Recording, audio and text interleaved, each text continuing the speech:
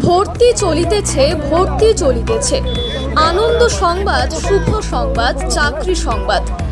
তোমরা যারা ডিফেন্সের চাকরি করার জন্য আগ্রহী কিন্তু বুঝতে পারছো না ট্রেনিং এবং কোচিং কোথা থেকে করবে, আর চিন্তা নেই। লোহাপুর AR2 ডিফেন্স একাডেমি নিয়ে এসেছে তোমাদের জন্য সুবর্ণ সুযোগ।